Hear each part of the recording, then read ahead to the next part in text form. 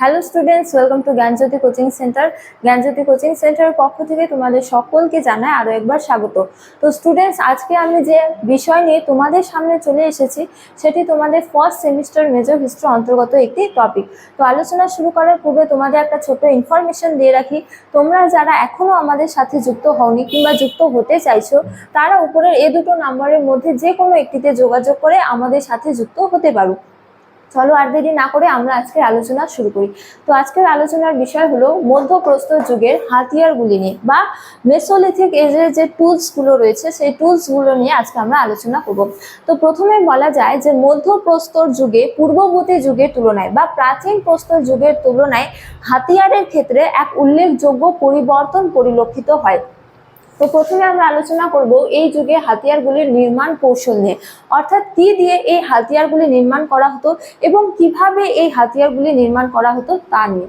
তো প্রথমে বলা যায় যে মধ্যপ্রস্তর যুগে হাতিয়ারগুলি মূলত তো পাথর দিয়ে নির্মাণ করা হতো, কিন্তু পাথরের মধ্যে হচ্ছে যে চ্যালকিডনি বা সিলিকার বিভিন্ন শ্রেণীর পাথর দিয়ে এই হাতিয়ারগুলি তৈরি করা হতো। এবং এই হাতিয়ারগুলি কিভাবে তৈরি করা হতো, সরাসরি কোনো এক পাথরকেই এই যুগে হাতিয়ারগুলি এই যুগে হচ্ছে যে সরাসরি কোনো এক পাথরকে হাতিয়ার হিসেবে ব্যবহার করা হতো না, বরং কোনো এক পাথরের বিভিন্ন চটা খসিয়ে যে আবরণ পাওয়া যায় সেই আবরণ দিয়ে কিন্তু এই যুগের হাতিয়ারগুলি তৈরি করা হতো। তো এই যে আবরণ দিয়ে হাতিয়ার তৈরি করার পদ্ধতি, একে ফ্লেক পদ্ধতিও বলা হয়। তো এবার আমরা আলোচনা করব এই যুগের একাধিক হাতিয়ারগুলি নিয়ে, অর্থাৎ এই যুগের মানুষেরা যে একাধিক হাতিয়ার ব্যবহার করতো সেই হাতিয়ারগুলি কি কি। সেই হাতিয়ারগুলি হলো ব্লেড, ক্র্যাপার, শল্য, বাটালি ইত্যাদি। তারা এই হাতিয়ারগুলি ব্যবহার করতো।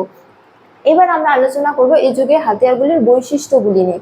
তো এই যুগের হাতিয়ারগুলির বৈশিষ্ট্য হিসেবে আমরা বলতে পারি যে প্রথমত এই যুগের হাতিয়ারগুলি ছিল পূর্ববর্তী যুগের তুলনায় হচ্ছে যে আকারে অনেক ক্ষুদ্র এবং হালকা ও পাতলা প্রকৃতির। দ্বিতীয়তম বৈশিষ্ট্যে আমরা বলতে পারি যে এই যুগের হাতিয়ারগুলি ছিল আকারে 1 সেমি থেকে 3 সেমি, অর্থাৎ ক্ষুদ্র প্রকৃতির। তো এই হাতিয়ারগুলি এতটাই ক্ষুদ্র ছিল যে যার জন্য এই যুগের আরেক নাম হলো ক্ষুদ্রাশীয় যুগ বা মাইক্রোলিথিক এজ। তারপরে তৃতীয়তম বৈশিষ্ট্য আমরা বলতে পারি যে মধ্যপ্রস্তর যুগে হাতিয়ারগুলি আকৃতিতে ছিল অর্ধচন্দ্রাকার, ট্রপিস বা হচ্ছে যে ত্রিভুজ আকৃতি, ঠিক আছে, আকৃতিতে। এবার চতুর্থতম বৈশিষ্ট্য আমরা বলতে পারি যে এই যুগে হাতিয়ারগুলিতে মূলত ফ্লেক শিল্পের আধিক্য লক্ষ্য করা যায়। ফ্লেক কি আমি আগেই তোমাদের বলে দিয়েছি এটা। এবার পঞ্চমতম বৈশিষ্ট্য আমরা বলতে পারি যে এই যুগে হাতিয়ারগুলি মূলত হচ্ছে যে আকারে অনেক ক্ষুদ্র ছিল এবং তার পাশাপাশি আকৃতিতে ত্রিভুজ আকৃতি তো ছিলই। তার পাশাপাশি বলা যায় যে এই হাতিয়ারগুলি যে ক্ষুদ্র ছিল তার জন্য এই হাতিয়ারগুলিকে তারা সরাসরি ব্যবহার করতে তো পারতো না। তার জন্য মানুষেরা বা এই যুগের মানুষেরা সেই ক্ষুদ্র হাতিয়ারগুলিকে কোনো এক বাঁশের লাঠিতে বা কোনো এক কাঠের লাঠিতে যুক্ত করে সেই হাতিয়ারগুলিকে ব্যবহার করত। তো এই গেল আমাদের মধ্যপ্রস্তর যুগের হাতিয়ারগুলির একাধিক বৈশিষ্ট্য।